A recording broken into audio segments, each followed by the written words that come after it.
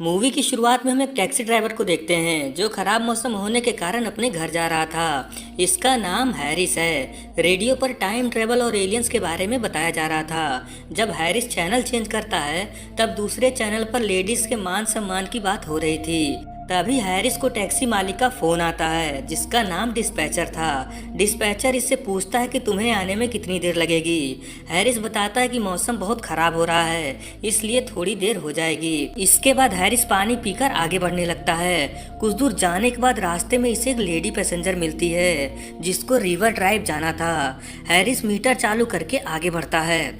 रास्ते में ये दोनों बातें करना शुरू करते हैं। लेडी इससे पूछती है कि तुम्हारा नाम क्या है और तुम कितने टाइम से टैक्सी चला रहे हो, जिस पर हैरिस अपना नाम और कितने साल से टैक्सी चला रहा है ये सब इस पैसेंजर को बताता है। इसके बाद लेडी अपना नाम पेनी बताती है।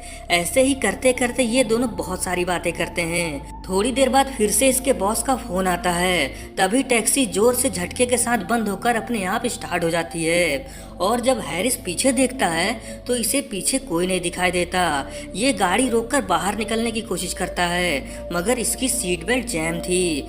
हैरिस अपने बॉस को फोन करके सारी बात बताता है कि कैसे इसका पैसेंजर गाड़ी से गायब हो गया। इसके बॉस इसे समझाते हैं कि तुम अपना मीटर रीसेट करके चले आओ, हो सकता है वो पैसेंजर इंसान ना हो बल्कि कोई एलियन हो।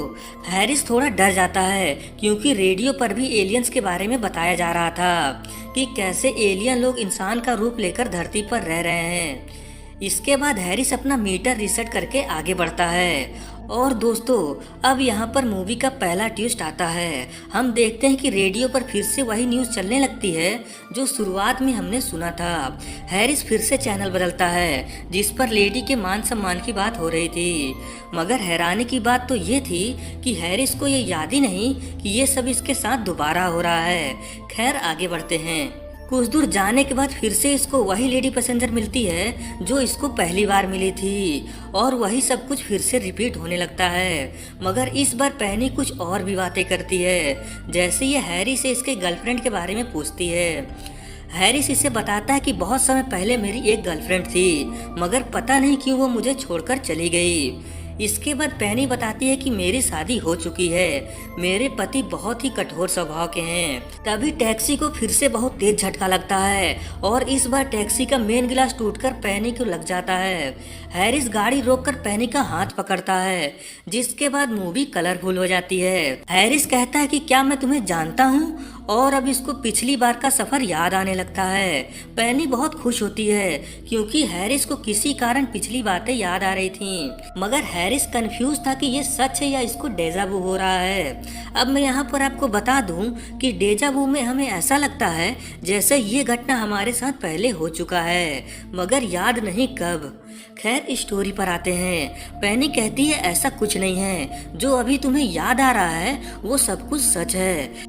हैरिस कहता है कि क्या हम किसी टाइम लूप में फंसे हैं और अगर ऐसा है तो हम कितनी बार इस रास्ते से गुजर चुके हैं, 5 बार या 10 बार। जिस पर पेनी कहती है कि लगभग 100 से भी ज्यादा बार हम इस रास्ते से गुजर चुके हैं मगर हर बार तुम सब कुछ भूल जाते हो। हैरिस कहता है कि अगर ऐसा है तो हम किसी और रास्ते से चलेंगे मगर पेनी का कहना था कि इसने सभी रास्तों पर जाकर देखा है मगर यहाँ से बाहर निकलने का कोई रास्ता नहीं। तभी टैक्सी मालिक का फोन आता है और गाड़ी एक झटके के साथ बंद होकर अपने आप चालू हो जाती है और जब हैरिस पीछे देखता है तब पेनी फिर से गायब हो चुकी थी।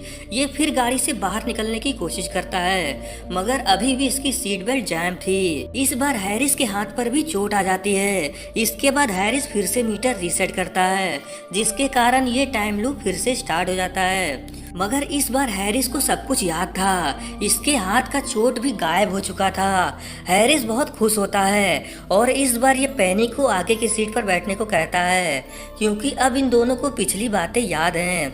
हैरिस को लग रहा था कि इसके साथ कोई एक्सपेरिमेंट हो रहा है या एलियन लोग इन दोनों को टाइम लूप में फंसा दिए हैं। पेनी कहती है कि मुझे ऐसा नहीं लगता और फिर एक झटके के साथ ये गाड़ी से गायब हो जाती है। अब हैरिस काफी परेशान हो चुका था, इसीलिए अब ये इस बार मीटर रीसेट नहीं करता और ऐसे ही आगे बढ़ने लगता है। जैसे जैसे ये आगे बढ़ रहा था, मौसम और भी ज्यादा खराब होने लगता है और तभी इसके गाड़ी के सामने एक तेज रोशनी चमकती है, जिसमें से एक डरावनी परछाई गुस्से से हैरिस को वापस जाने का इशारा करता है। हैरिस डर के मारे मीटर रीसेट करके वापस उसी जगह पर पहुंच जाता है। इस बार हैरिस पेनी से उस डरावनी परछाई के बारे में पूछता है, जिस पर पेनी कहती है तुम्हें उस परछाई से दूर रहना चाहिए।